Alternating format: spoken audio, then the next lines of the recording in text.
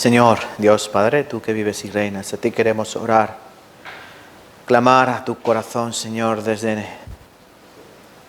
nuestra debilidad, desde nuestra pequeñez, desde nuestra simpleza, Señor, desde nuestra bajeza, porque somos de la tierra. Queremos orar a ti, Señor, para que tú abras tus oídos y escuches esta plegaria que hacemos, para volver a darte gracias y a darte a ti toda la gloria, Señor. Queremos dar a ti todo el honor, porque solo tú eres digno de nuestra alabanza.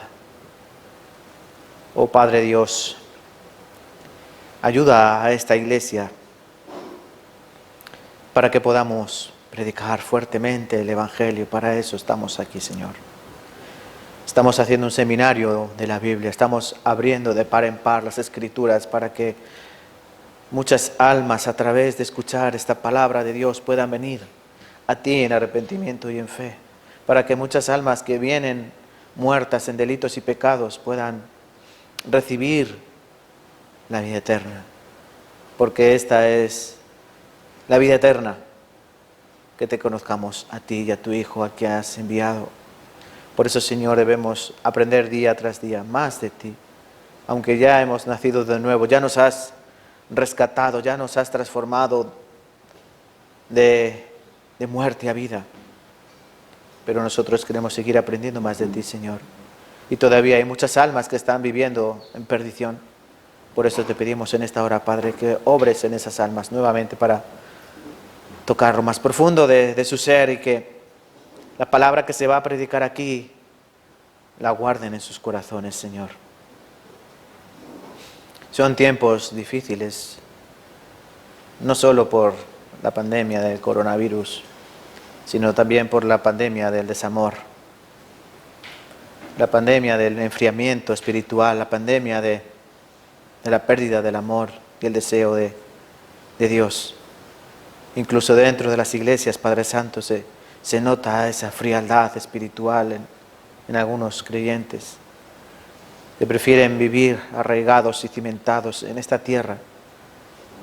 Pero, Señor, te pedimos que tú obres en cada uno de nosotros para que arranquemos esas raíces que nos sujetan a este mundo putrefacto, y que nosotros tengamos siempre los ojos mirando arriba, al cielo, poniendo la mira en las cosas de arriba, en las celestiales, no en las terrenales. Aparta esas cosas, Señor, de nuestros corazones, y grábanos, aunque sea fuego, Señor, el fuego de la prueba, la necesidad que tenemos de acudir a ti a cada hora de nuestra vida. Ten paciencia con nosotros, Padre Santo, ten paciencia con esta iglesia y ayúdanos a madurar, a crecer en el conocimiento de tu palabra. Fortalece a los que están debilitados de ánimo, Señor. Alienta a los enfermos, Padre Santo. Provee trabajos accesibles a aquellos sus trabajos no les permiten venir aquí, Señor. Que comprendan que un trabajo que te aparta de la palabra de Dios no es un trabajo de Dios. Por eso te pedimos, Señor, que tú obres en estas cosas. Obra también en los labios del que predica, para que, a pesar de su inmadurez, a pesar de su debilidad y su pequeñez, pueda predicar tu palabra como tú deseas en este día. Ayúdanos, Señor, en estas cosas, te lo pedimos en el nombre de Cristo Jesús. Amén y amén. Vale, vamos a buscar en la Biblia Isaías capítulo 59.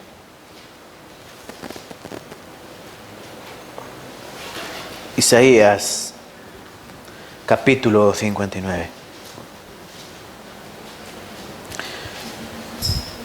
Versículos 1 y 2. Isaías 59, versículos 1 y 2. Si queréis coger Biblia, atrás creo que hay alguna Biblia. Podéis coger o por favor déjenle aquí para que ellas también puedan buscar. Que lo van a hacer muy bien, seguro. Isaías capítulo 59, versículos 1 y 2. Vamos a leer juntos. He aquí que no se ha cortado la mano de Jehová para salvar, ni se ha agravado su oído para oír. Pero vuestras iniquidades han hecho división entre vosotros y vuestro Dios, y vuestros pecados han hecho ocultar de vosotros su rostro para no oír. Dios, a través del profeta Isaías, está mandando un mensaje al pueblo de Israel, y también manda un mensaje a su pueblo después de 2000 años, para que aprendamos a través de este pueblo de Israel. El pueblo de Israel aprendimos ayer que fue un pueblo escogido. En el libro de Deuteronomio aparece en el capítulo 4 y en el capítulo 7 aparece el motivo de la elección y aparece el motivo de por qué Dios los llevó a través del desierto para probarlos, para saber lo que había en sus corazones. Dice así la palabra.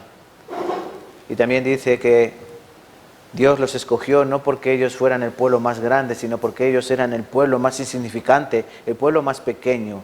Pero Dios les escogió porque les amó. Así es. ¿Ustedes han escogido a quién amar? ¿Ustedes han escogido a quién amar? Yo pienso que no.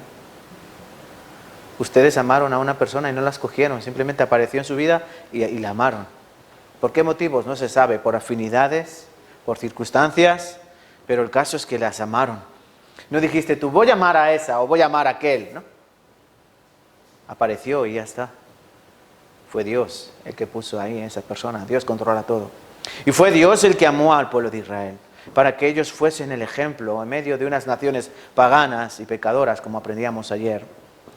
Fue Dios el que escogió a su pueblo, como Él lo nombra, la niña de mis ojos, es decir, un pueblo especial, para que vosotros seáis ejemplo al resto de las naciones de cómo se debe vivir conforme a la palabra del Dios vivo y verdadero.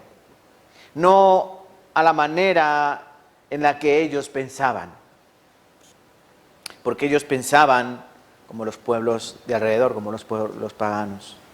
Después de haber sido sacados de Egipto, de la esclavitud y de haber visto todas las señales, recordad, hermanos, ¿qué vio el pueblo de Israel? Vieron 10 plagas en Egipto, vieron cómo el río Nilo se convertía en sangre, vieron cómo las ranas salían de ese río y llenaban toda la tierra, vieron cómo esa misma tierra se llenaba de moscas, de piojos, los animales de úlceras, de toda clase de pestilencias, vieron cómo durante 3 días hubo tinieblas. Vieron esas 10 señales, vieron hasta la última señal, la muerte de los primogénitos. Los primogénitos de los egipcios murieron y los primogénitos de los judíos vivieron. Eso es una señal, porque ellos tomaron la Pascua. La Pascua significa pasar, salir. Entonces, salieron de Egipto. Ellos vieron la columna de nube que los protegía, que estaba en medio del ejército del faraón y ellos, para que no fuesen destruidos. Ellos vieron cómo salía agua de las piedras. Ellos vieron cómo caía maná del cielo. Cada mañana se levantaban y tenían comida. No tenían que ir al supermercado. En el desierto no hay comida y Dios cada día les proveía la comida. Ellos vieron todas las señales. Vieron cómo se abría el mar rojo para que sus pies pudiesen pasar en seco. Ellos vieron todas esas señales. Y Dios dice, yo os he mostrado todas estas clases de señales, de prodigios, de pruebas, para que entendáis que soy yo Dios, que no hay otro. No hay otro Dios, cualquier otro Dios no va a hacer eso. Porque los demás dioses son invenciones de hombres. Hacían una imagen de un becerro, o hacían la imagen de una serpiente, de un reptil, hacían una imagen de una vaca, hacían una imagen de cualquier cosa. Y la adoraban. Pero la palabra de Dios una y otra vez les dice, esos no sirven para nada. Tienen ojos, no ven, tienen boca, no hablan, tienen oídos, no oyen. Manos tienen, no palpan. Pies tienen, no andan. Se les clama y no salvan. No pueden hacer ninguna cosa. ¿Por qué? Porque son imágenes. Son obra de artífices, de buril. Son obras de manos de hombre. Cortan del árbol un trozo de madera, lo tallan y a él se postran. Semejantes a ese trozo de madera, dice la palabra, son los que confían en ellos. Son muertos como ese trozo de madera después de ser cortados del árbol.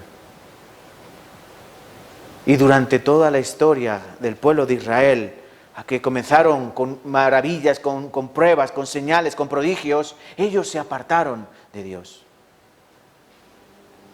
Ellos se apartaron de Dios. La palabra que yo escribí ayer, ¿recuerdan? Apostasía, apartarse de Dios. Adán y Eva creyeron a la serpiente, se apartaron de Dios. Los hombres en el diluvio, antes del diluvio, en la época de Noé, se multiplicó la maldad, no querían saber nada de Dios. Vino el castigo.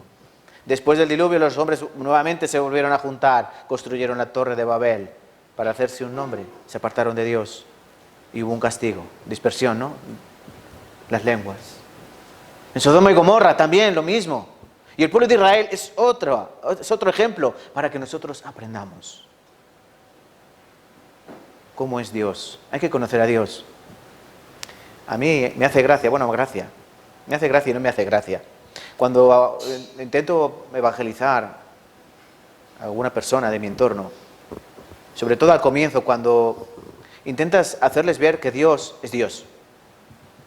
Porque todos ven a Dios como un ser bueno. Dios es bueno. ¿Dios es bueno? Sí, claro que Dios es bueno. Dios es muy bueno. Dios es amor, dice 1 de Juan, capítulo 4, versículo 8, ¿verdad? Pero también Dios es fuego consumidor y no tendrá por inocente al culpable.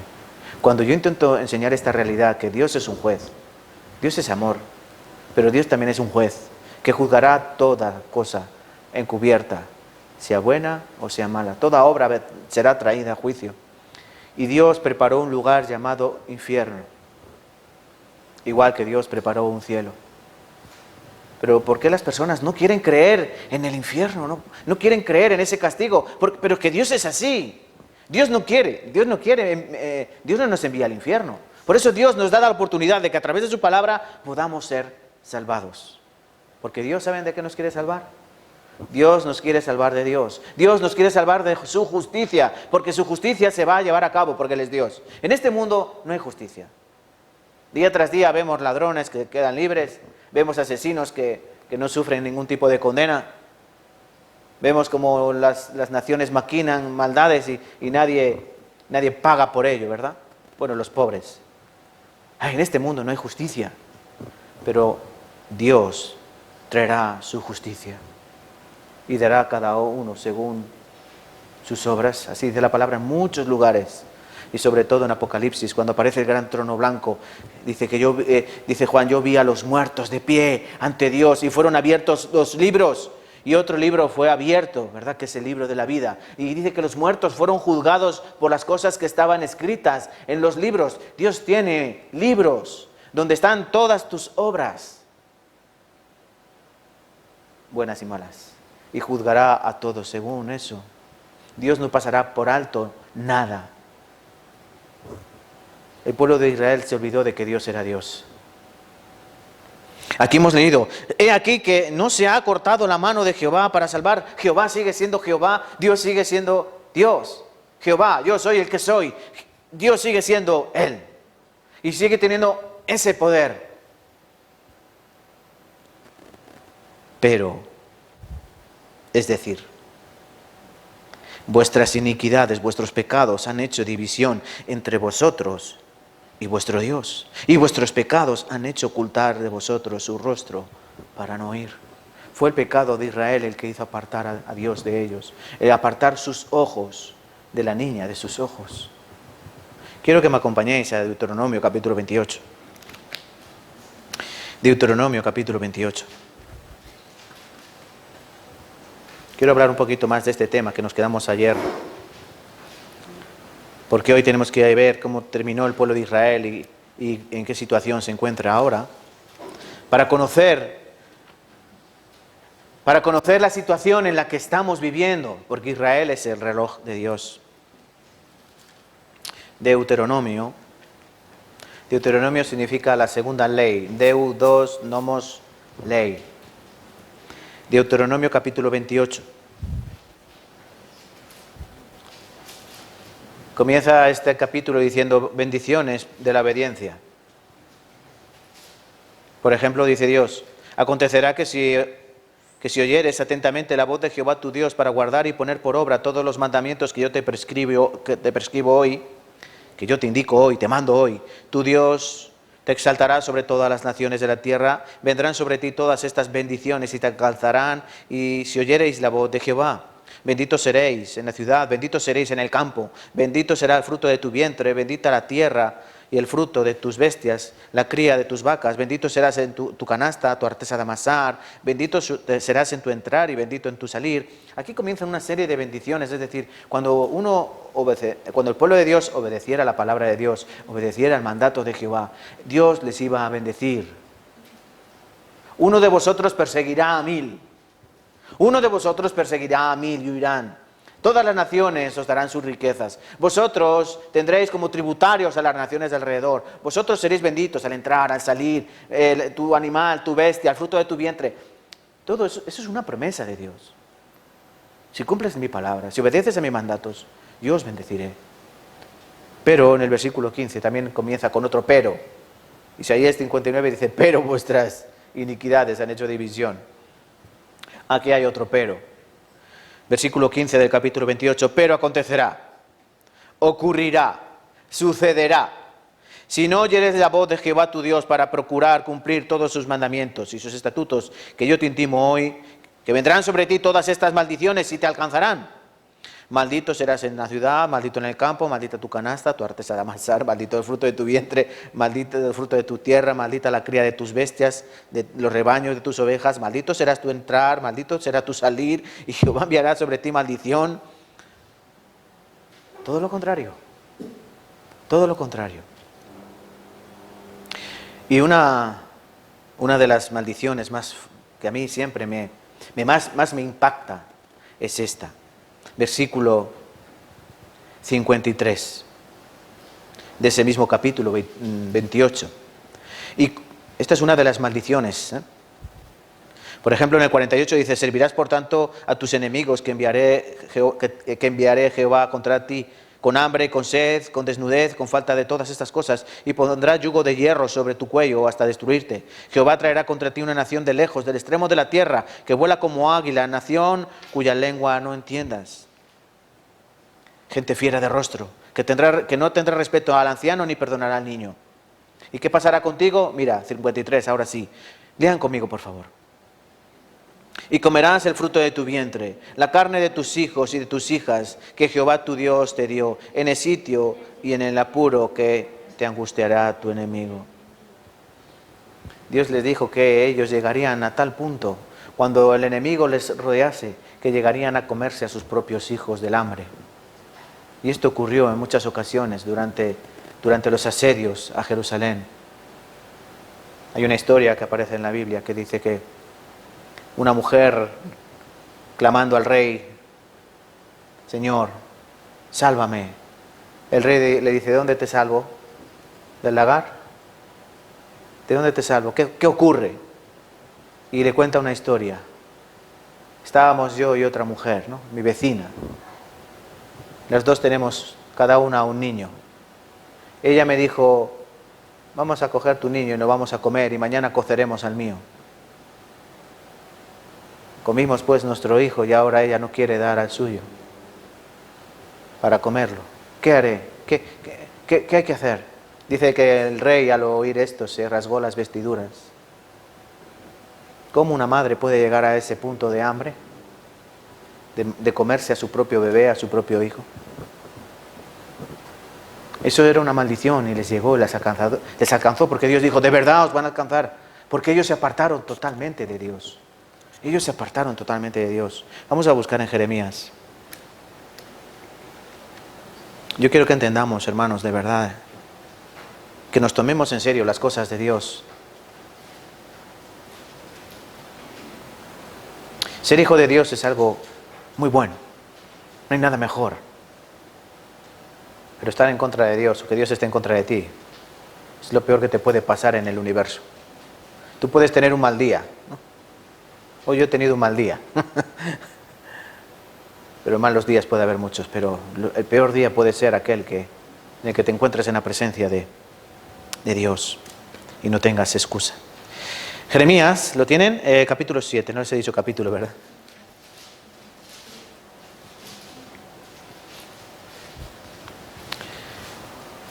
Ellos llegaron a una tierra que Dios les había prometido, pero escuchad lo que hicieron ellos.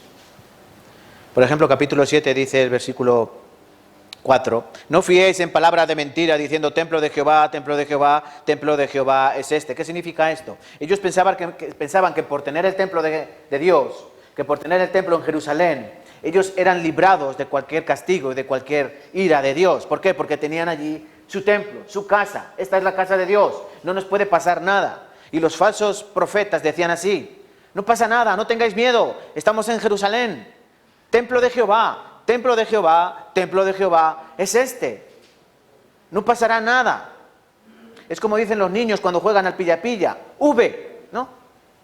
¿Qué significa? Que aquí no me puedes tocar, no me puedes atrapar. Esta es casa, aquí no puede venir ningún mal, no puede venir ningún daño. Es como algunos cristianos piensan que cuando están en la iglesia no les puede pasar nada malo. Versículo 8, he aquí vosotros confiáis en palabras de mentira, que no aprovechan, hurtando, matando, adulterando, jurando en falso e incensando a Baal, dando incienso a Baal, no a Dios, no a Jehová, y andando tras dioses extraños que no conocisteis. Vendréis y os postraréis delante de mí en esta casa sobre la cual es invocado mi nombre, y diréis, librados somos para seguir haciendo todas estas abominaciones. ¿Es cueva de ladrones delante de vuestros ojos esta casa sobre la cual es invocado mi nombre? He aquí yo también lo veo, dice Jehová. O sea, ellos vivían así de cualquier manera, hurtando, robando, adulterando, viviendo apartados de Dios totalmente, incluso incensando, dando incienso, ofreciendo incienso a otros dioses como Baal. Baal significa el Señor, de donde viene la palabra Beelzebú. Y luego, para salir del paso, iban al templo de Jehová. Y Dios dice, yo también veo esto. Aquí yo también veo esto. Miren lo que dice un poquito más adelante. El capítulo 8 de Jeremías. Curaron la herida de la hija de mi pueblo con liviandad, diciendo, paz, paz, y no hay paz. ¿Saben cuándo predicó Jeremías? Cuando el profeta hizo su trabajo, el profeta Jeremías, a partir del año 629 a.C.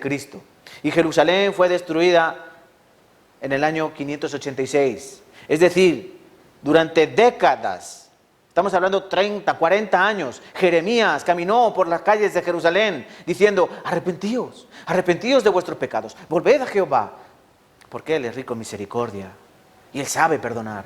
Volveos de vuestros pecados. Dice que incluso el pueblo le quería matar.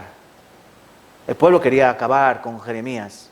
Jeremías es conocido como el profeta de las lágrimas, ¿no? Porque él lloraba, viendo cómo ese pueblo no se quería arrepentir de sus malas obras. No se querían arrepentir. Llegó un momento que incluso Jeremías dijo, pues ya no voy a predicar más, ya no voy a evangelizar más, o sea, ya no voy a decir tu palabra. Ya no quiero nada. ¿Por qué? Porque cuanto más hablo, ira encuentro y enojo contra mí. Voy a cerrar mi boca. Pero dice que hubo en él un fuego que no pudo resistirlo. Era el fuego de Dios que estaba en él. Por eso no podía callar su boca a unas expensas de su vida. Y esto era el pueblo de Israel. Esto era el pueblo de Israel. Dice el versículo 19 del capítulo 8. He aquí voz del clamor de la hija de mi pueblo que viene de la tierra lejana. ¿No está Jehová en Sion? ¿No está en ella su rey? ¿Por qué me hicieron airar con sus imágenes de talla, con vanidades ajenas? Pasó la siega, terminó el verano y nosotros no hemos sido salvos. Es decir, va a venir el castigo de Dios y no nos hemos salvado. Es fuerte esto, ¿verdad, hermanos? Es fuerte. Dice el capítulo 10, un poquito más vamos a leer de aquí. Hablando de sus abominaciones, capítulo 10, versículo 3, dice, porque las costumbres de los pueblos son vanidad, porque del leño del bosque cortaron, obra de manos de artífices, con buril, con plata y oro lo adornan, con clavos y martillo lo afirman, para que no se mueva. Derecho están como palmera y no hablan, no son llevados porque no pueden andar. No tengáis temor de ellos, porque ni pueden hacer mal, ni hacer bien, ni para hacer bien tienen poder. ¿Os suena esto? ¿Os suena de algo? Sí, ¿no? España es un país muy idólatra. Y no quiero que nadie se ofenda, pero es la realidad. Pasa lo mismo que aquí. Con plata, con oro, lo adornan, con clavos, martillos, lo afirman para que no se mueva. Derecho está como una palmera, no hablan, son llevados porque no pueden andar. No tengas temor, no pueden hacer ni mal ni bien. Todo hombre se embrutece, dice la palabra. Y ellos, si leemos todo el libro de Jeremías, nos habla de ese pecado, de esas cosas que ellos han hecho. Capítulo 7, nuevamente, vamos a buscar. Capítulo 7 de Jeremías. Versículo 30 y 31. Lean juntos conmigo, por favor. Capítulo 7 de Jeremías, versículos 30 y 31. Porque los hijos de Judá han hecho lo malo ante mis ojos, dice Jehová. Pusieron sus abominaciones en la casa sobre la cual fue invocado mi nombre, mancillándola. Y han edificado los lugares altos de Tofet, que está en el valle del hijo de Hinnom, para quemar al fuego a sus hijos y a sus hijas, cosa que yo no les mandé ni subió en mi corazón. Ellos quemaban a sus hijos y a sus hijas en fuego. Sus propios hijos, no era el hijo del vecino, eran sus propios hijos los que ellos quemaban al fuego, viendo las costumbres de los pueblos paganos. Consecuencia de la desobediencia de Israel, ¿cuál fue? El rechazo, el abandono. Ayer os recordé, ¿no? En el año 726 el reino del norte, ¿no? Israel. En el año 586, el reino del sur, Judá. Ellos fueron llevados cautivos a Babilonia durante 70 años. Después, cuando el imperio medo-persa venció al imperio babilonio, comenzó un nuevo imperio, ¿no? Ellos fueron, digamos, libertados en cierto sentido y pudieron volver a Jerusalén, a construir por segunda vez el templo, ¿verdad? En tiempos de Zorobabel. Pero eso era una transición, porque vendría otro imperio, vendría el imperio griego. Alejandro Magno también pasaría por esas tierras, les haría tributarios. Y después vino el imperio romano. Y el imperio romano es el yugo de hierro que habla aquí. Porque Dios quería ponerles un yugo de madera, pero ellos no quisieron aceptar el yugo de madera. Y Dios dijo, ¿no queréis yugo de madera? Pues os voy a dar un yugo de hierro. ¿Sabéis lo que es el yugo, no? Lo que llevan las bestias en el cuello para controlarlas. Y Roma fue el yugo de hierro. Los romanos aniquilaron en el año 70 después de Cristo Jerusalén. Y el templo lo destruyeron. Y se cumplió la palabra que dijo Jesucristo, no quedará aquí piedra sobre piedra que no sea destruida. No quedó piedra sobre piedra del templo. Si van alguna vez a Jerusalén, ojalá podamos ir. Cuando vayas a ver el templo no está, lo único que está es el muro de las lamentaciones, ¿no? Que se conoce, donde van los rabinos y los ortodoxos allí a dejar sus oraciones, sus plegarias. Esos son los cimientos. Del templo no quedó ni rastro. Y en el lugar donde estaba el templo, edificaron los musulmanes la mezquita de la roca. Esa mezquita que se ve en las fotos, que es dorada, la cúpula dorada. En ese lugar estaba el templo.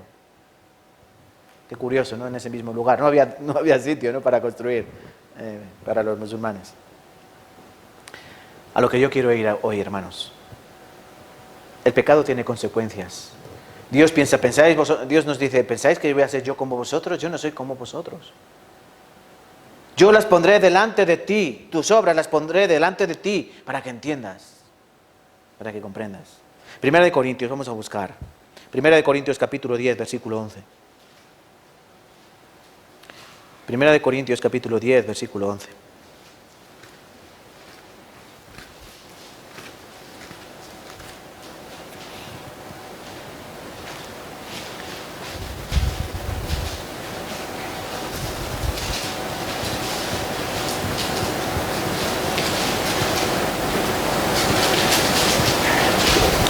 Diez y 11. Primera de Corintios capítulo 10, versículo 11. Leamos juntos. Y estas cosas les acontecieron como ejemplo y están escritas para amonestarnos a nosotros, a quienes han alcanzado los fines de los siglos. Estas cosas que han acontecido en la historia del pueblo de Israel, lo que aconteció en el huerto del Edén, lo que aconteció en el diluvio, todo lo que ha acontecido en la palabra de Dios, Dios nos está diciendo, todo eso es un ejemplo. ¿Para qué? Para amonestarnos a nosotros, para llamarnos la atención, sobre todo la historia del pueblo de Israel es una historia para darnos un tirón de orejas y decirnos, prestad atención y conocedme. ¿Cuál era el deseo de Dios para el pueblo de Israel? En Isaías capítulo 43, versículo 10 dice, vosotros sois mis testigos, dice Jehová, mi pueblo que yo escogí para que me conozcáis, creáis, entendáis que yo mismo soy y que fuera de mí, de yo soy de Jehová, no hay nadie, no hay quien salve. Vosotros sois mis testigos, seréis mis testigos los que daréis testimonio de mí. Para que me conozcáis, para que creáis y para que entendáis. Si yo no conozco a Dios, yo no puedo creer en Dios. Y si yo no creo en Dios, yo no puedo entender a Dios. Por eso muchas personas no creen en Dios. ¿Saben por qué? Porque no conocen a Dios y no entienden a Dios. ¿Por qué pasan cosas malas? Porque mueren niños. ¿Por qué ocurren desgracias, tragedias? ¿Por qué Dios permite todo eso? ¡Qué malo que es Dios! Yo si fuera Dios no lo permitiría. Eso es porque no lo conocen. Por eso hay que conocer a Dios. Y no es un conocimiento esporádico, no es un conocimiento liviano, es un conocimiento profundo, profundo. Un conocimiento íntimo, como el que podéis tener con un ser querido.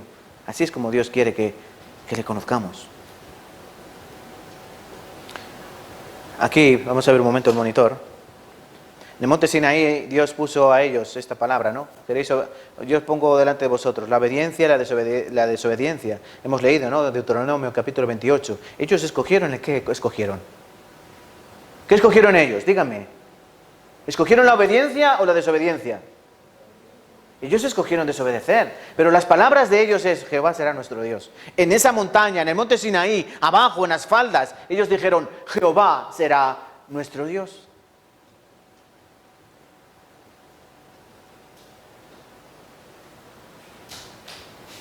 Dice Marcos capítulo 7, vamos a buscar aquí, leer aquí para que no busquen en su Biblia. Marcos 7, versículo 6, nueva versión internacional. Él les contestó, tenía razón Isaías cuando profetizó acerca de ustedes, hipócritas. Según está escrito, este pueblo me honra con los labios, pero su corazón está lejos de mí. Este pueblo de labios me honra, pero su corazón está lejos de mí. ¿A ustedes les sirven que les quieran de labios? ¿A ustedes les gustaría que les quieran de labios, de boca? ¿O prefieren que les quieran de corazón? Dios dice, este pueblo de labios me honra, sí, Jehová es nuestro Dios. Como ahora muchos creyentes, muchos cristianos dicen, yo soy cristiano, pero su corazón, ¿dónde está? Su corazón no está donde está Dios, su corazón está en el mundo. De labios le honran, pero su corazón está en la otra punta. Por eso ellos no supieron reconocer a Cristo. Está bien que ellos no crean a los profetas. Está bien. Está bien que las señales que ellos vieron, vale, está bien. Pero vino el Hijo de Dios, Dios hecho hombre. Hizo señales. Los judíos vieron las señales que Jesucristo hizo en la tierra. Jesucristo no hizo señales escondidas, sino que eran manifiestas. Dio de comer a 20.000 personas con unos pocos panes y peces. Él sanaba toda clase de enfermedades, ciegos, mancos, cojos, paralíticos. Y ellos lo veían con sus propios ojos. Incluso un ciego de nacimiento, ellos vieron cómo era sanada su vista. Y le dijeron, pero tú eras ciego o te hacías el ciego. Yo era ciego, si me conocéis de toda la vida, que yo era ciego siempre. Era una persona mayor, no era un niño. Un niño se puede hacer pasar unos años ciego, pero una persona mayor hacerse pasar por ciego. Le preguntaron a sus padres, oye, ¿este hijo vuestro nació ciego? Claro, sí, nació ciego, más ciego que un topo. ¿Y cómo que ahora ve? Solo sabemos que era ciego. Ahora ve, pues ahora ve, gloria a Dios.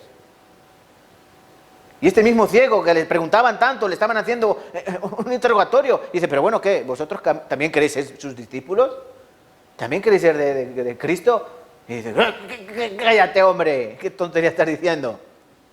Eres un mentiroso. No querían creer. Ellos no querían, ese es el problema, no quieren creer. Como muchas personas ahora dicen creer en Dios, pero no quieren creer.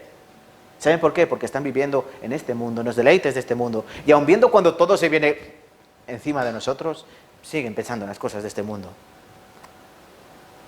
Y eso es muy triste. Ellos, después de ver todas las señales, y como dice la palabra, por envidia vendieron a Cristo. Por envidia. Llegó el momento en que decidieron matarle. Mateo 27, versículo 25. Todo el pueblo dijo, su sangre sea sobre nosotros y sobre nuestros hijos. Hermanos, si el mismo Pilato quería soltarlo. El gobernador romano no quería hacerle ningún mal. Yo no veo mal en este hombre. Lo he interrogado, no veo ninguna maldad en él. Incluso su mujer le dijo, cariño, cuchi cuchi, no tengas nada con este hombre porque he tenido sueños con él. Es un hombre de Dios. No te metas. ¿Y él qué hizo? Hizo una tradición judía. Se lavó las manos, dijo, mis manos están limpias de la sangre de este hombre. Ahí ellos dijeron con la boca muy abierta, su sangre sea sobre nosotros. ¿Y sobre quién? Sobre nuestros hijos. Y sin quererlo o queriendo echaron una maldición, no sobre ellos mismos, sino que también sobre toda la generación y otra generación y otra generación. Y durante 2000 años su sangre fue sobre ellos y sobre todos sus hijos.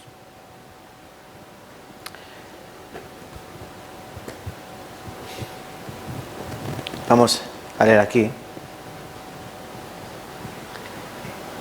Israel escogió la desobediencia, la tierra que era fértil se convirtió en desierto, la nación fue dispersada y la bendición se convirtió en maldición.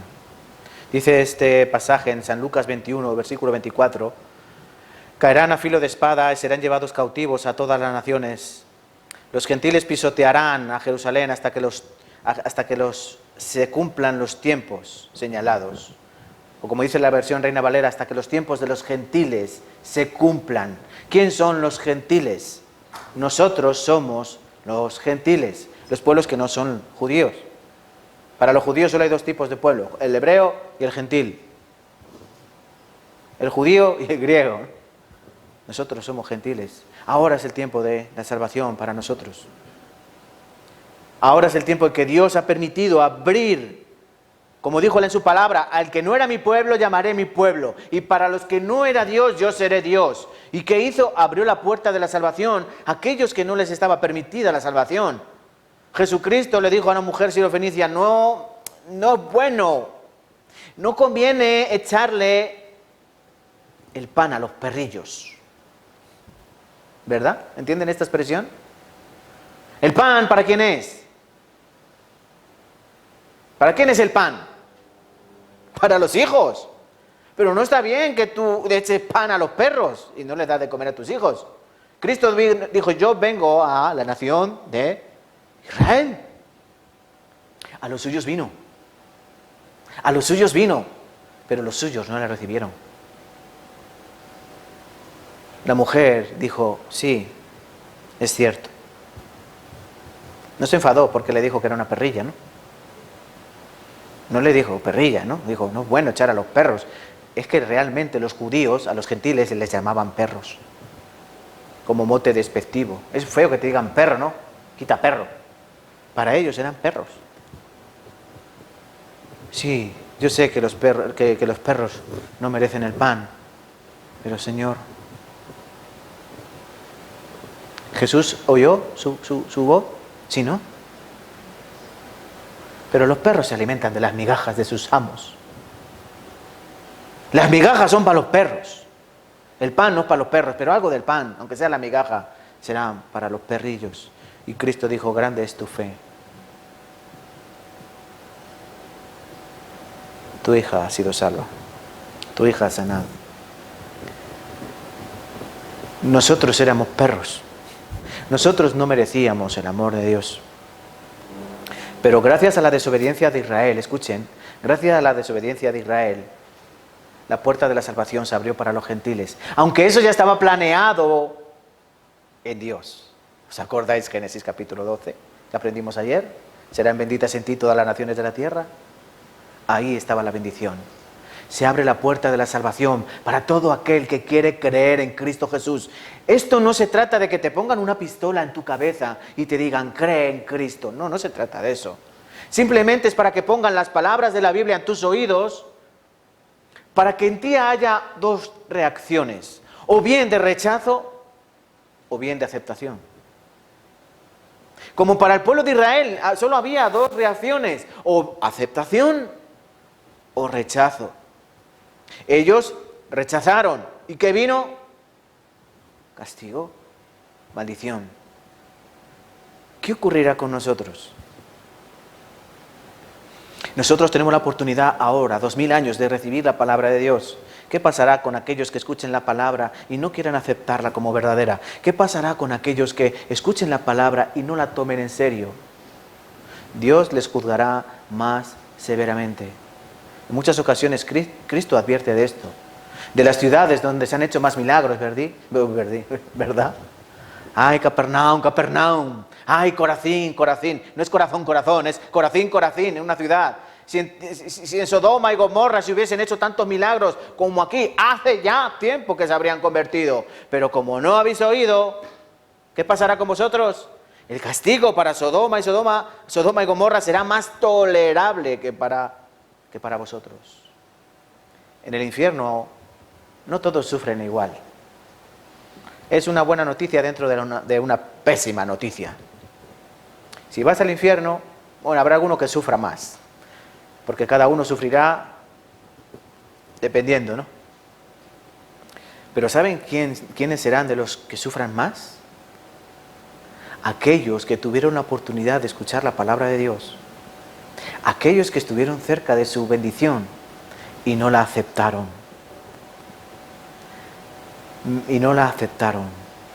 Mejor les sería que no hubiesen nacido, dice la palabra.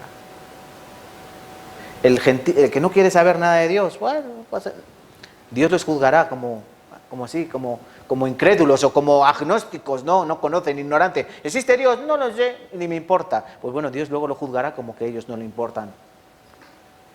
Pero aquellos que han tenido la oportunidad de escuchar su palabra y que han estado, como he dicho ahora, cerca de la bendición y no la aceptarán, no la aceptan, será mucho peor. Por eso, abre tu corazón. Abre tu corazón. Dios no se olvida y Dios cumple su palabra. Y Dios no se olvidó del pueblo de Israel, aunque 2000 años ha sido perseguido. Esto aparece en los libros de historia, no me lo invento yo, ni incluso no aparece en la Biblia, es historia. Desde el año 70 después de Cristo, en el año 70 el general Tito, que era hijo de Vespasiano, el emperador, ese ejército de Roma entró en Jerusalén, quemaron el templo, destruyeron todo lo que había, murieron 1.100.000 judíos. El historiador Josefo dice que la sangre, esto es historia, vuelvo a decir, no es Biblia, la sangre de las personas llegaba por las rodillas de los caballos.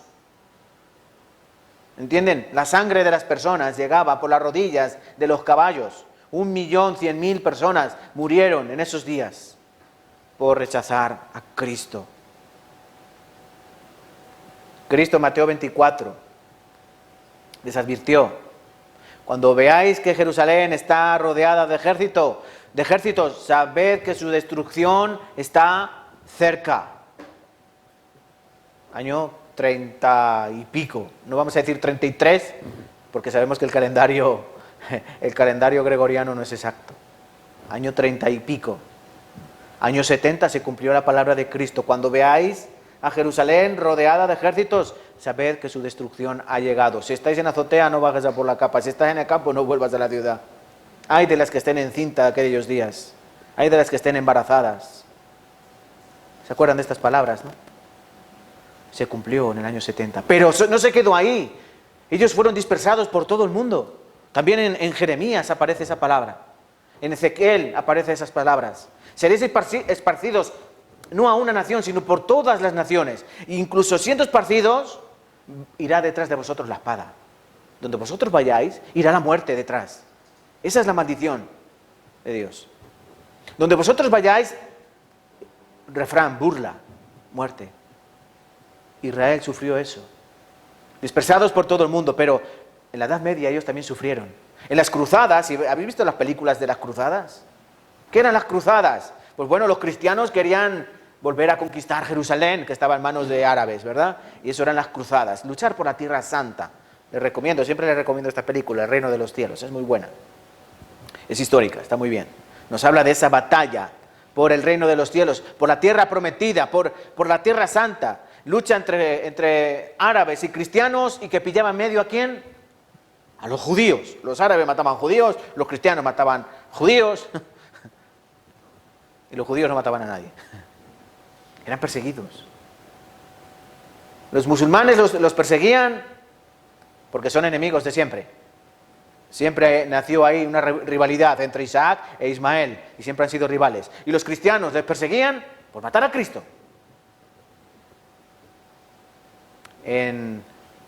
Terminando la Edad Media, en el año 1492, descubrimiento de América, ese mismo año 300.000 judíos fueron echados literalmente de España.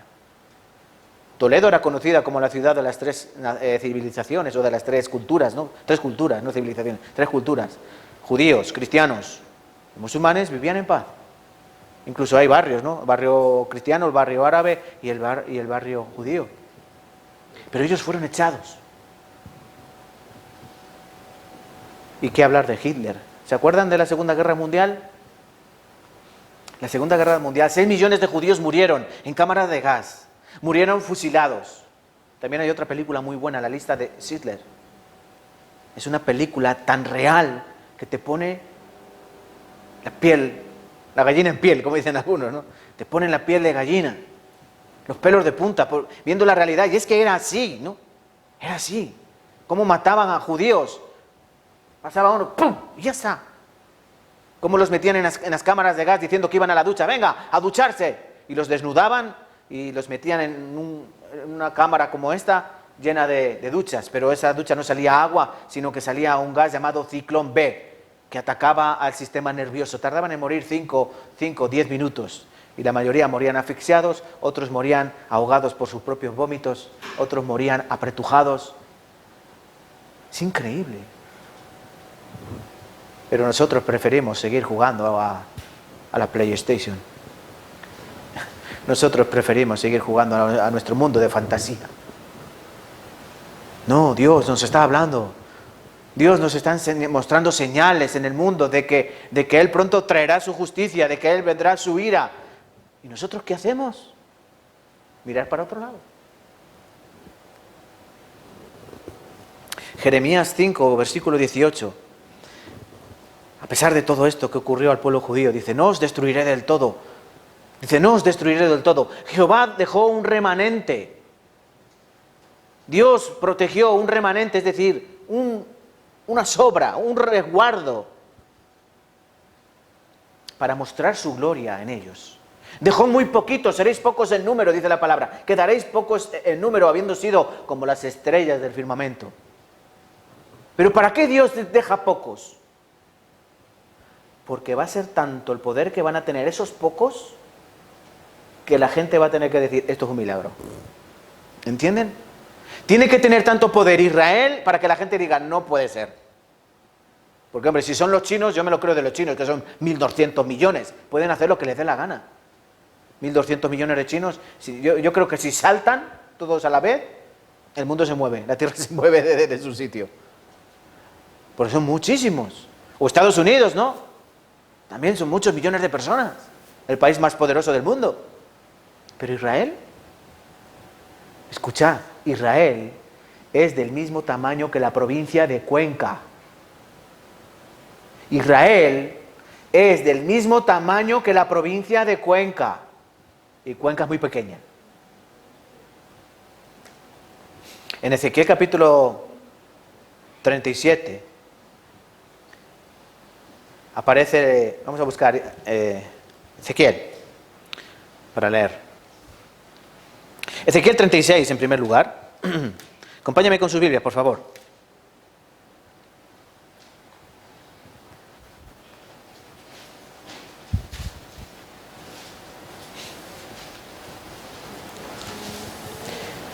Ezequiel 36, en primer lugar. Ezequiel 36.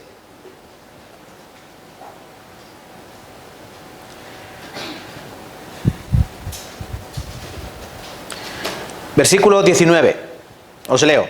Ezequiel 36, 19.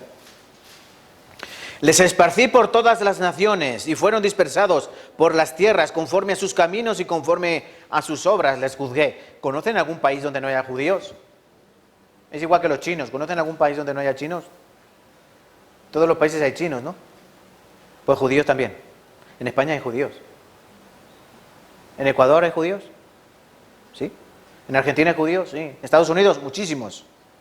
Por todo, miren, el total de los judíos que hay en el mundo, o sea, incluido Israel, son 16 millones.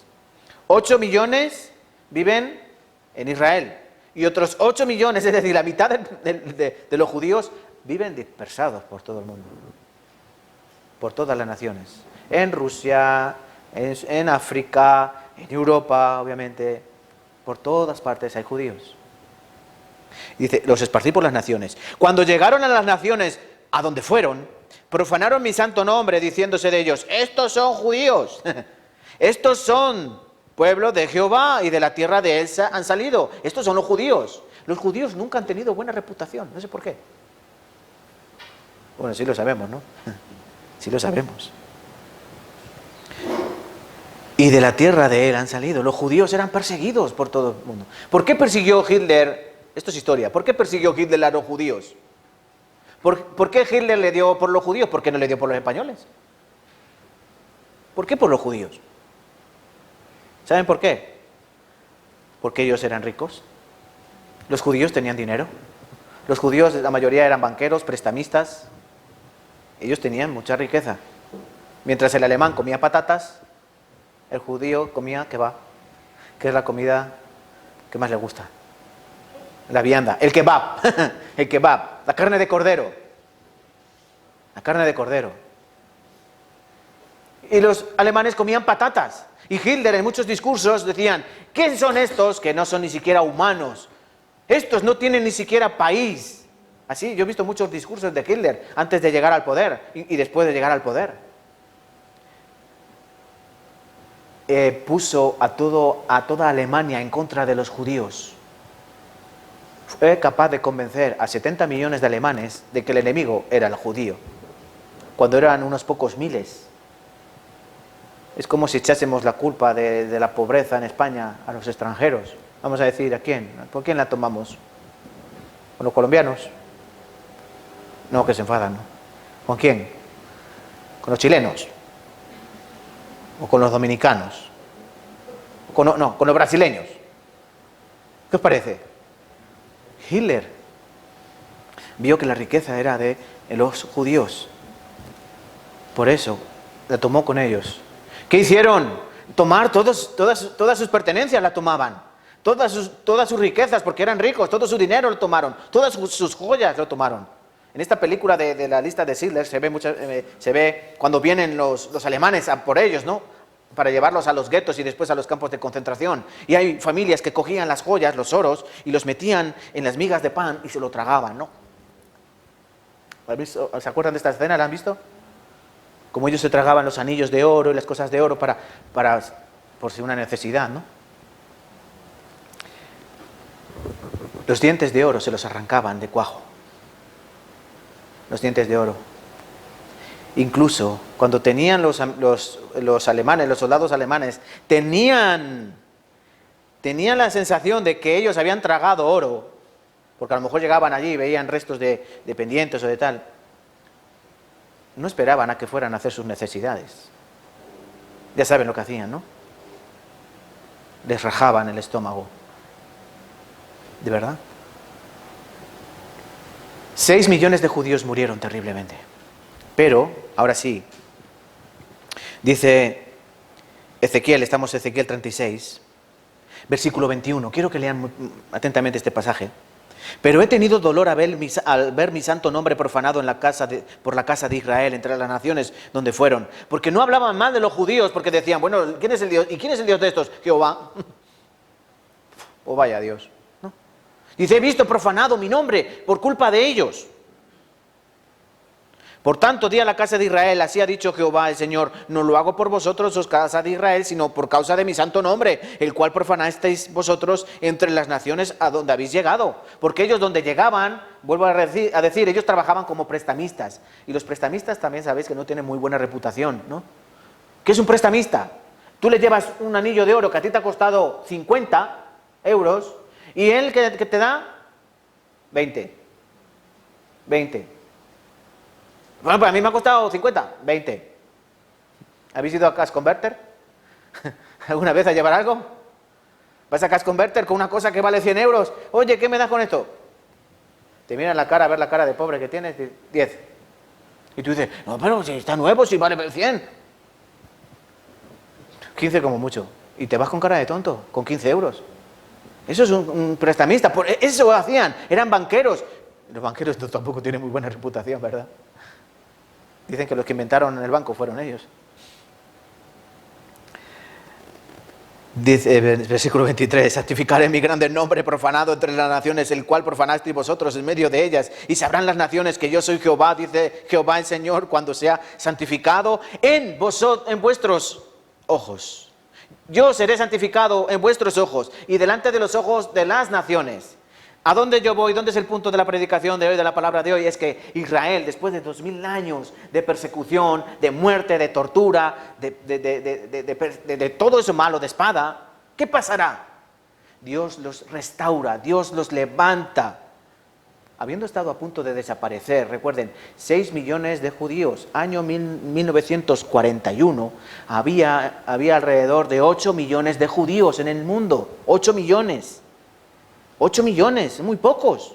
6 fueron asesinados, 6 millones. Los que vivían en Polonia, los que vivían en Holanda, los que vivían en Alemania, los que vivían en Francia, los que no pudieron escapar. Quedaron solo 2 millones de judíos. 2 millones, Madrid tiene 3 millones de personas. Ellos solo quedaron 2 millones. Pero dice, yo santificaré mi grande nombre. Y os tomaré de las naciones, versículo 24, y os recogeré de todas vuestras tierras, y os traeré a vuestro país. Os daré corazón nuevo, versículo 26, y pondré espíritu nuevo dentro de vosotros, y quitaré de vuestra carne el corazón de piedra, y os daré un corazón de carne, y pondré dentro de vosotros mi espíritu, y haré que andéis en mis estatutos, y guardéis mis preceptos, y pongáis por obra.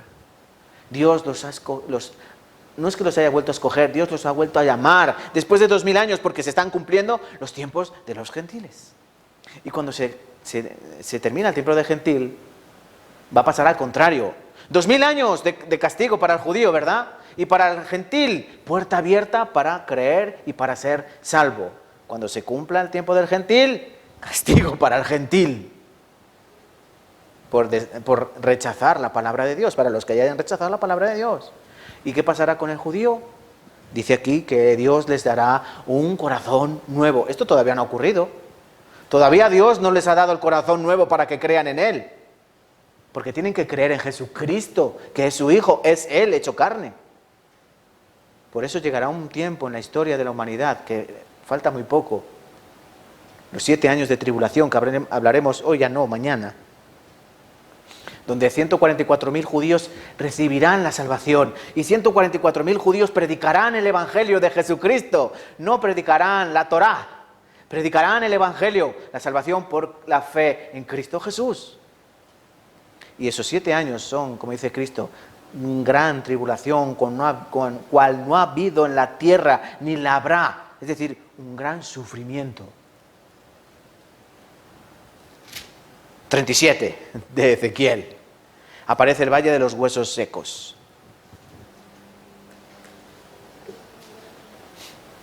Son muchas las fotos, películas, vídeos que hay del sufrimiento de los judíos, ¿verdad? Ezequiel 37 dice que le llevó la mano de Jehová, versículo 1. Y me hizo pasar, versículo 2, cerca de ellos. Bueno, versículo 1 dice, me puso en medio de un valle que estaba lleno de huesos. ¿Se imaginan? ¿Habéis visto alguna vez muchos huesos? Yo creo que no, ¿no? Pero nos podemos imaginar un valle lleno de huesos secos, es decir, una llanura llena de muertos, secos.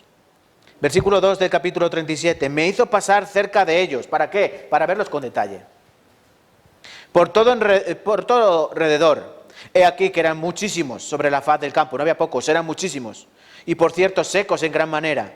Y me dijo, hijo de hombre, ¿vivirán estos huesos? Y dije, Señor, tú lo sabes. ¿Quién son esos huesos? ¿Quién son esos huesos secos, muertos? Los huesos secos quiere decir que están muertos, ¿no? No hay carne, no hay vida en ellos. ¿Quién son estos? Versículo 11, me dijo luego, hijo de hombre, todos estos huesos son la casa de Israel. He aquí, ellos dicen, nuestros huesos se secaron y pereció nuestra esperanza y somos del todo destruidos. Por tanto, profetiza, predica y diles, así ha dicho Jehová el Señor, he aquí yo abro vuestros sepulcros, pueblo mío, y os haré subir de vuestras sepulturas y os traeré a la tierra de Israel. Entonces las sepulturas no están en Israel, ¿no? Ese valle de huesos secos no estaba ahí. Dice, yo os traeré. Y vuelve a decir, versículo 14, y pondré mi espíritu en vosotros, y viviréis, y os haré reposar sobre vuestros pies, y sabréis que yo, Jehová, hablé y lo hice, dice Jehová. Capítulo 36 de Ezequiel habla de que fueron esparcidos y que algún día vendrán. Ezequiel capítulo 37 habla de que ese día en el que ellos iban a volver ha llegado, de que Dios va a hacer entrar espíritu en un valle lleno de huesos secos. Ezequiel capítulo 38 habla de la tercera guerra mundial, una guerra de Gog, Magog, Mesech, Tubal, Moscú, Rusia, Alemania, China. Los países poderosos todos se reunirán para luchar contra Israel. ¿Por qué? Luego lo explicaré. Año 1941, 42, 43, 44. Durante esos años, 6 millones de judíos fueron asesinados. Año 1945, 14 de mayo, 1948, 14 de mayo de 1948, el Estado de Israel ha nacido. ¿Cuándo murió el Estado de Israel? ¿Cuándo murió el Estado de Israel? La nación de Israel, el país de Israel. ¿Cuándo nació? ¿Cuándo murió? ¿Lo sabéis? Ayer aprendimos. ¿No os acordáis? Cuando entraron, viniendo de Egipto, entraron y poseyeron la tierra, tomaron toda la tierra, ¿os acordáis? Con Josué. Y después, año 1000, aproximadamente, 970, por ahí, el reino fue dividido. ¿Os acordáis? Ayer aprendimos sobre esto. Jeroboam, arriba. Roboam, abajo. El reino fue dividido. Ya no era Israel. Ahora eran dos naciones. No era una, dos. Israel y Judá. Ya dejaron de ser país. Pero después, asirios se los llevaron a los del norte, babilonios se llevaron a los del sur. Fue un país sin país. Un país sin pueblo. Medos, persas, griegos, romanos, todos ellos pisotearon Israel y Jerusalén. Fueron dispersados por todas las naciones. Después llegaron los musulmanes, llegaron los cristianos, llegaron los turcos, llegaron los ingleses. Durante 2000 y pico años, Israel no ha sido nación, no ha sido país. Pero ahora, y de un día para otro, ha nacido. 14 de mayo. Y esto aparece así en la Biblia. En Isaías capítulo 66. Si lo quieres apuntar y luego lo buscas en casa. Isaías 66, versículo 8 al 9. ¿Quién oyó cosa semejante? ¿Quién vio tal cosa? ¿Concebirá la tierra en un día? ¿Nacerá de golpe? ¿Nacerá de una vez una nación? ¿Nacerá de un día para otro un país? Yo creo que no. ¿Ustedes conocen la historia de su país, cómo nació? Más o menos, ¿no? Te ponen cara de más o menos. ¿Cómo nació Colombia? ¿Cómo nació Venezuela? ¿Cómo nació Ecuador? ¿Cómo? Al principio eran los 3-1, ¿no? O sea, ¿sí, no? Eran 3-1. Y luego fueron divididos, luego Colombia, dijeron, no, esta va a ser la gran Colombia, algo así, ¿no? Y Venezuela, por otro lado. Pero no fue de un día para otro, tuvo que morir mucha gente, pasar mucho tiempo, muchas luchas. Y España pasó igual. ¿Cuánto tiempo tardó España en ser España? Primero era Al-Ándalus, era de los musulmanes casi todo, luego poco a poco fueron bajando, el reino de Navarra, el reino de Aragón, el reino de Castilla, fueron bajando, conquistando, hasta que ya por fin los echaron, ¿no? Y pasó a llamarse España. No, todavía no, todavía eran reinos, eran pequeños reinos. Tardó mucho en ser una nación unida y todavía no seguimos siendo una nación unida. Catalanes se quieren ir, valencianos se quieren ir, gallegos se quieren ir, vascos se quieren ir. Yo les digo, la puerta está abierta. Si fuera yo el presidente, la puerta está abierta. Nadie quiere en su casa a alguien que no quiere estar, ¿no? Ustedes quieren a alguien en casa que no quiere estar, la puerta está abierta, vete. Pero ¿nacerá una nación de una vez? Sí. Pues en cuanto dice ahí la palabra, ¿no? Sión estuvo de parto, dio a luz sus hijos. Yo que hago dar a luz, no haré nacer, dijo Jehová. Yo que hago engendrar, impediré el nacimiento, dice tu Dios. Si Dios quiere, una nación nace de un día para otro, y esa nación no puede ser otra que su pueblo escogido, Israel. ¿Para qué? Como dice Ezequiel 36, para que mi nombre sea glorificado en vuestros ojos, delante de vuestros ojos y delante de todas las naciones. Otro pasaje asombroso, Isaías 60, versículo 8. Se pregunta Isaías, que Isaías vivió 600 años antes de Cristo. ¿Quién son estos que vuelan como nubes y como palomas a sus ventanas? Vamos a hablar serio. ¿A alguien se le podía pasar por la cabeza que los hombres pudiesen volar hace 2000 años? Yo sé que hace 500 sí, algunos se tiraban desde un campanario con alas que se construían ellos, ¿no? Y se estampaban, ¿verdad? El hombre siempre ha tenido el anhelo de volar. Pero ¿qué hombre hace 2600 años dice, oye, ¿quiénes son estos que vuelan? Él está viendo hombres volando. ¿Quiénes son estos que vuelan como nubes y como palomas se están volviendo a sus ventanas? Porque la peculiaridad de la paloma es que vuelve a su casa, no va a la del vecino, va a la suya. ¿Y quién eran? No eran otros que los judíos volviendo a su casa. 2000 años después, 2600 años después. Y estos son los judíos volviendo ahora. Día tras día vuelven miles de judíos en lo que llaman la Aliyá. En el tiempo del emperador Vespasiano, bueno, después, unos años después, hubo un edicto, le llamaron la diáspora. La diáspora significa dispersión. Los judíos tienen que ser dispersados, no pueden estar juntos. ¿Saben por qué? Porque el pueblo judío es un pueblo, como dice Dios, de dura cerviz. Son cabezones, eran tercos. Y estaban siempre levantándose contra los romanos. De hecho, Barrabás no era un ladrón. ¿Qué era? Dice la palabra. Era un alborotador. Era un alborotador. La palabra sicario, ¿de dónde viene la palabra sicario? ¿De Colombia? No. Los sicarios saben quién son, ¿no? Pagan dinero y van y matan.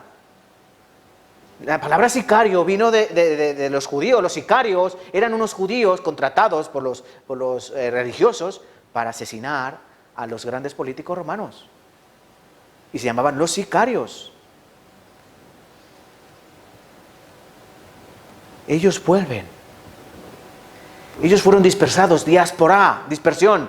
Aquí no pueden estar, porque como estén aquí, van a estar, venga y venga y venga y venga. Por eso fueron echados. Pero ahora hay una ley en Israel que se llama la Aliyá. No la diáspora, sino la Aliyá, que significa retorno. La ley del retorno le llaman. El judío que quiere volver, aunque esté en Ecuador, aunque esté en Estados Unidos, ¿tú eres judío? ¿Puedes demostrar que eres judío de nacimiento? Porque recuerden, no se es judío por comprarlo o por estar mucho tiempo en Israel, no. ¿Eres judío de nacimiento o no? O sea, o eres judío o no, es de nacimiento. Si lo puedes demostrar, tú puedes volver. Te pagan el viaje, te dan trabajo y te dan una parcelica. Eso sí, la parcelica a lo mejor ha sido expropiada a una familia palestina, pero bueno, a ellos no les importa. Es así, es así. No estamos ni en contra ni a favor, Dios sabe lo que hace. Pero les dan trabajo, les dan casa, porque ellos quieren que vuelvan allí, a su lugar. Y están volviendo de todos los lados. Isaías 11 dice, juntará a los desterrados de Israel, reunirá a los esparcidos de Judá, a los del norte y a los del sur. Israel, norte, Judá, sur, de los 4 confines de la tierra. No dice de aquí al lado, no, dice de los 4 confines, es decir, del norte, del sur, del este y del oeste. Y los traerá todos a su tierra. Y es lo que está pasando. La tierra también es restaurada. Israel es un país que no importa casi nada. ¿Saben por qué? Porque tienen prácticamente de todo. Fruta, verdura, ellos la exportan, tienen demasiada. Y es una fruta muy buena, mejor que la española. Y en España tenemos buena fruta y buena verdura. Nosotros proveemos a gran parte de Europa de fruta y de verdura. Pero ellos también, muy buena. Y es una tierra que era desierto. Pero tienen las mejores máquinas desalinizadoras. Sacan agua del mar y la convierten en agua potable para riego. Ellos tienen la tecnología. Dice aquí, Israel, se presenta el último grito en tecnologías de riego. Ellos usan la tecnología, usan la cabeza. Dios les ha bendecido de esa manera. Son campos de cultivo en pleno desierto. Ellos tienen muchísimo dinero, tienen gas, tienen petróleo, no necesitan nada. Y por si fuera poco, controlan a la economía mayor del mundo, que es Estados Unidos. Controlan el Parlamento de los Estados Unidos, el gobierno de los Estados Unidos. Muchos son judíos. Tienen el control de los medios de comunicación en Estados Unidos. La familia Rockefeller. ¿Conocen a la familia Rockefeller? ¿Les suena familia Rockefeller? Son familias multimillonarias, son judíos. La familia Rothschild, banqueros, son judíos. El Fondo Monetario Internacional está controlado por los judíos. Empresas multinacionales que tú y yo conocemos, como L'Oreal, Nestlé, CNN, McDonald's, Intex, Coca-Cola, son muchas las que tienen su raíz. Los directores ejecutivos, los presidentes, siempre hay algún judío ahí que mueve el cotarro, perdón la expresión, el que mueve los hilos. Esos son los judíos. Todos los presidentes de Estados Unidos, esto es muy extraño, todos los presidentes de Estados Unidos, ya sean republicanos como demócratas, ya sea George Bush, ya sea Bill Clinton, ya sea Obama, ya sea el último que pasó por ahí, ¿cómo se llama el jaro, el rubio? Trump, trompeta, y ahora ha venido Biden. Y Biden también se humillará a los judíos. ¿Por qué? Un país que supuestamente es la primera potencia mundial y que está a miles y miles de kilómetros de Israel. ¿Entendéis?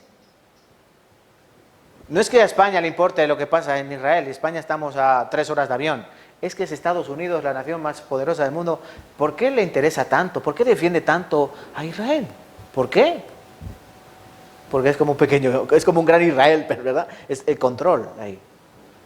Dice AIPAC, es American Israel Public Affairs Committee, es decir, americano-israelí, Comité de Relaciones Públicas americana-israelí. Son relaciones que hay entre ellos. Estados Unidos tiene muy buena relación con Israel, muchísimo mejor que la que tiene con España. Es más, los americanos, los estadounidenses, cuando hablan los mexicanos, piensan que es España. No saben ni dónde está España en el mapa. De verdad, algunos americanos no saben dónde está España en el mapa. Y si va un español a Estados Unidos, ¿qué va a hacer? Oh, tú gusta taco y fajita, ¿a que sí? Se piensa que somos mexicanos. Y va un mexicano y dice, ole, ole, toro, paella. Porque piensan que son españoles. Solo les importa lo de ellos. Los americanos son así. Pero ¿por qué les importa un país que está en la otra punta? Por eso, porque los controlan. Porque los controlan. Por último, esto aparece en todas las noticias. ¿Quién va el primero en la vacunación? Míralo en la noticia, eso mismo. Desde enero ya van los primeros en la vacunación del COVID. Los primeros, ni los chinos, que son mil millones, ni los chinos van primeros. en vacunar. Ni los americanos, ni los alemanes con toda su tecnología ya, ¿no? Ni los alemanes, ni los franceses tampoco. Tampoco van primeros. Son los israelíes. ¿Por qué? ¿Saben por qué? Yo lo escuché el otro día y no lo sabía. ¿Por qué ellos van en los primeros en la vacuna? Y que lo adivine, le invito a cenar. Lo dijeron en las noticias. ¿Saben por qué? Sí, son muchos, son 8 millones.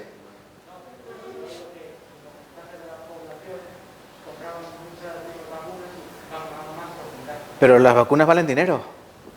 España somos 50 millones. Ellos son 8, pero ellos son un país muy pequeño.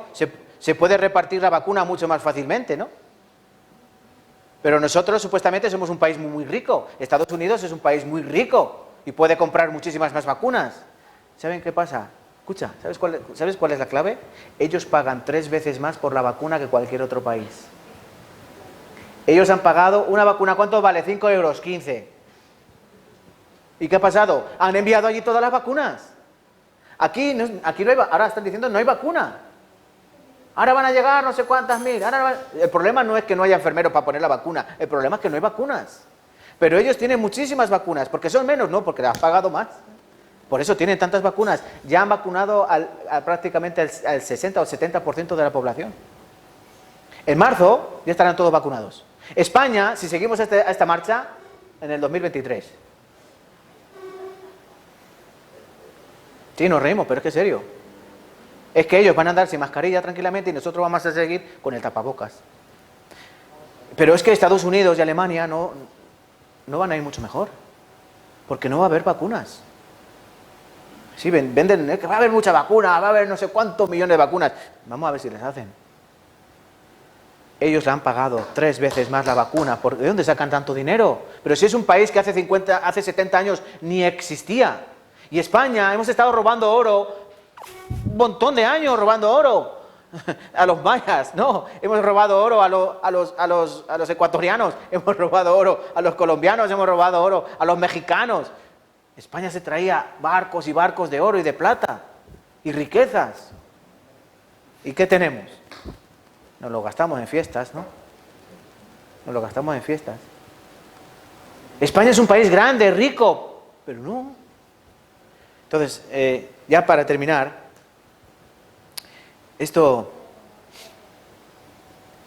vamos a entenderlo, ya vamos, porque mañana quiero explicar más tranquilamente, porque siempre lo explico muy así, alborotado y muy rápido, el tema de las señales del fin y demás.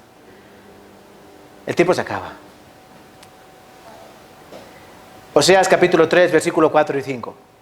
Lo mismo sucederá con los israelitas, con los judíos. Durante mucho tiempo no tendrán rey, ni jefe. Tampoco podrán presentar ofrendas a Dios, ni sabrán lo que Dios quiere que hagan.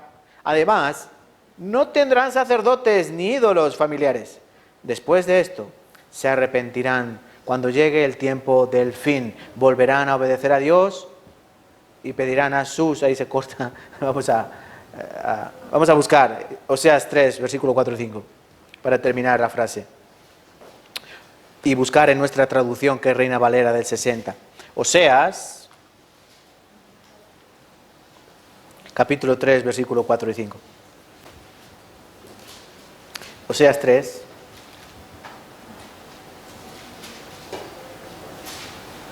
Oseas capítulo 3, versículo 4 y 5. Son otras palabras, pero son sinónimas. Recuerda, esta versión, traducción del lenguaje actual, nuestra Biblia, Reina Valera, pero es lo mismo.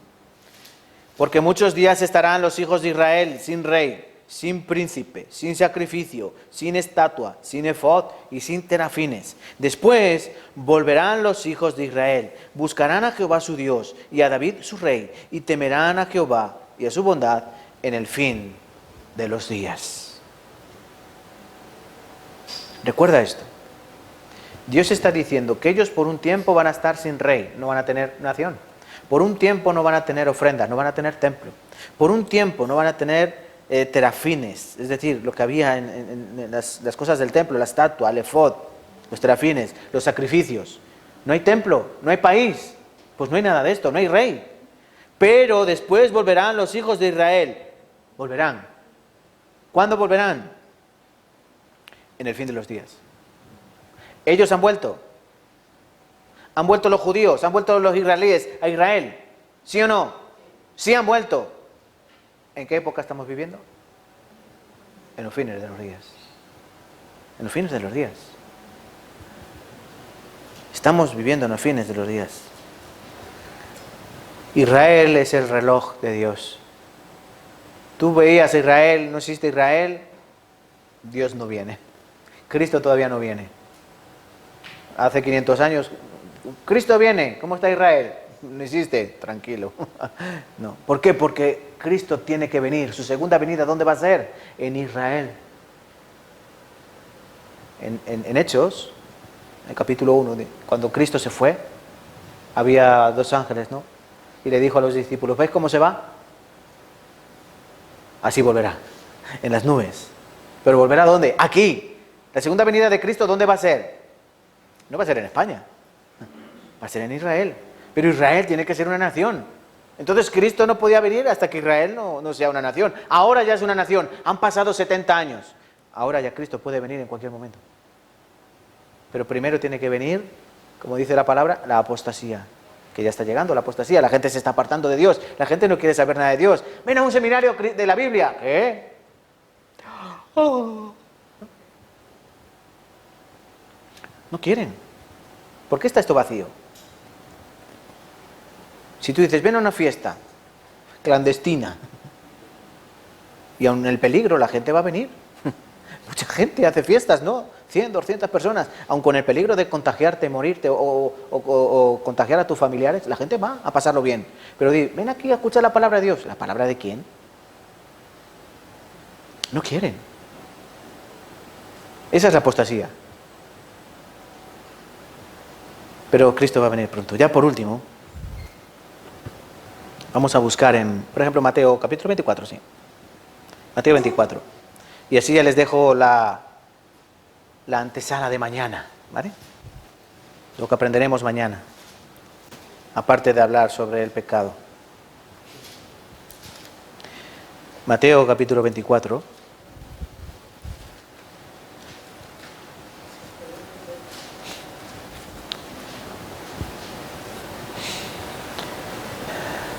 También podemos buscar en Lucas 13 o Marcos 21.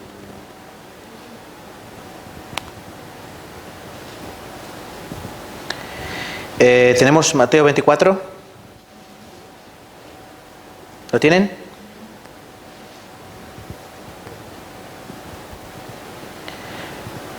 Versículo 3. Bueno, no, os voy a leer del 1 al 3. Jesús predice la destrucción del templo. Escuchad, por favor. Ya con esto terminamos. Cuando Jesús salió del templo, se iba. Se acercaron los discípulos preguntando, para mostrarle los edificios del templo. Estaban adornados, iba a ser pronto la Pascua, la fiesta más grande de los judíos, donde celebran la salida de Egipto. Respondió él, ¿veis todo esto? ¿Veis todo esto? De cierto os digo que no quedará aquí piedra sobre piedra que no sea derribada. Versículo 3. Estando él sentado en el monte de los Olivos, su cuartel general, los discípulos se le acercaron aparte diciendo, dinos, ¿cuándo serán estas cosas? ¿Y qué señal habrá de tu venida y del fin del siglo? Vamos a pensar por un momento esto. Los judíos, ¿cuál era su imagen? O sea, ¿cuál era su seña de identidad del judío? El templo. ¿Cuál es la seña de identidad del francés? La Torre Eiffel, ¿no? La seña de identidad del francés, la Torre Eiffel. ¿Cuál es la seña de identidad del americano, del estadounidense? La Estatua de la Libertad. ¿Sí o no? ¿Cuál es la seña de identidad del español? ¿El qué? ¿El sol? No, la Puerta del Sol. La Puerta del Sol. Bueno, vamos a decir, ¿no? Es como una seña de identidad, ¿no? La Puerta de Alcalá. Es como algo identificativo. Es con lo que alguien se siente orgulloso. El francés, la Torre Eiffel. El americano, la Estatua de la Libertad. Cada país tiene un lugar, ¿no? En Brasil, El Cristo del Corcovado, ¿no? El Cristo del Corcovado, el que está allí en lo alto del monte, ¿no? Que está así, es la señal de identidad. Qué curioso, no sé si os gustan las películas apocalípticas, a mí sí. Películas de destrucción y todo eso a mí me encanta. En todas las películas, ya sea del 2012, ya sea de inundaciones, ya sea de terremotos, siempre se destruye lo mismo. El Vaticano, la Estatua de la Libertad, la Torre Eiffel y el Cristo de Corcovado. Siempre son los mismos, porque son señas identificativas de los países y de las naciones. Pues el templo era la seña identificativa del judío. Era como decirle a un americano, ¿veis la Estatua de la Libertad? Pues la veis así, pues va a estar con las piernas mirando para arriba. Va a ser destruida. ¿Veis la Torre Eiffel? A un francés le dices, ¿ves la Torre Eiffel? Sí. Pues va a llegar un día en que no va a quedar ni un tornillo. O a un inglés decirle, ¿ves Big Ben, ¿no? El Gran Ben, que es eso que aparece también en muchas películas, que es como un gran reloj, así con una muralla muy hermosa. También en las películas apocalípticas es destruido. No quedará ni las agujas del reloj. Eso impactó en los judíos, en los discípulos. Dijeron, del camino al templo al Monte de los Olivos había como 1 kilómetro por ahí, 800 metros, andando. Y ellos en ese camino del kilómetro, ellos pensaban, pero qué barbaridad ha dicho. No va a quedar piedra sobre piedra. Por eso ellos preguntaron, oye, ¿qué señal habrá de esto? ¿De qué? De que no quede piedra sobre piedra. Y ya de paso dinos, ¿qué señales habrá de tu venida y del fin del siglo? Querían saber dos cosas. ¿Cuándo va a ser la destrucción de Jerusalén? ¿Y cuándo va a ser que tú vas a volver? Muy importante. Jesús dio señales de las dos cosas, porque las profecías vienen en pack, dos. Tiempo presente y tiempo futuro. En Isaías, por ejemplo, tiempo presente y tiempo futuro. Dan profecía de la destrucción próxima de Jerusalén, de la destrucción del pueblo de Israel y después del futuro. Aquí también, Cristo empezó a decir, respondiendo Jesús les dijo, versículo 4, mirad que nadie os engañe, porque vendrán muchos en mi nombre diciendo yo soy el Cristo, y a muchos engañarán. Oiréis de guerras y de rumores de guerras, pero no os turbéis, porque es necesario que todo esto acontezca, pero aún no es el fin. Vendrá, se levantará nación contra nación, reino contra reino, habrá pestes. Habrá pestes, ¿qué significa pestes? Enfermedades. Habrá pestes, enfermedades. Y no es que yo quiera meter ahora aquí el coronavirus así como una cuña, ¿no? Siempre ha habido enfermedades, y más graves que el coronavirus. La gripe española se llevó por delante a 50 millones de personas. La gripe española en el año 1918, 17 y 18. Le llamaron la gripe española porque España le dio más bombo, más platillo, pero no la tenían los españoles, ¿vale? Pero la han llamado así, la gripe española. Esto también es historia. La peste negra, la peste bubónica, mató a casi el 30% de la población mundial de la época. Siempre ha habido pestes, enfermedades, el ébola, la malaria, el tifus, el sida, pero cada vez van a tomar más importancia, más importancia. El coronavirus, un pequeño virus, ha puesto en vilo a todo el planeta. Y esto no ha acabado, ¿verdad? Pestes, hambres. ¿Qué viene con una guerra? ¿Qué viene con las enfermedades? Hambre, pobreza. ¿Qué va a venir ahora? Mucha pobreza. Pregúnteselo a los hosteleros. Terremotos en diferentes lugares. Todo esto se da a principio de dolores. Entonces entregarán a tribulación y os matarán, y seréis aborrecidos por todas las gentes a causa de mi nombre. Muchos tropezarán entonces y os entregarán unos a otros, y unos a otros se aborrecerán. Muchos falsos profetas se levantarán y engañarán a muchos. Versículo 12 del capítulo 24. Y por haberse multiplicado la maldad, el amor de muchos se enfriará. ¿Qué amor es este? El amor natural del hombre se irá enfriando. El amor se enfriará. Se ha ido enfriando y se va enfriando. Y nosotros también notamos que el amor se va enfriando. Antes nos dábamos 2 besos, un abrazo. Ahora ya no nos damos ni la mano. ¿Verdad? Y eso hace que el amor se enfríe. Quieras que no. ¿Sí o no? Claro. Siempre 2 besos ayudan al amor. Pero, dice el versículo 13, mas el que persevere hasta el fin, este será salvo. Y el punto clave, versículo 14. Será predicado este evangelio del reino en todo el mundo para testimonio a todas las naciones, y entonces vendrá el fin. Esto de nación contra nación, guerras, hambre, peste, terremotos, persecución, que el amor se enfríe, estos son señales. Pero Cristo dice, son principios de dolores como la mujer que está a punto de parir.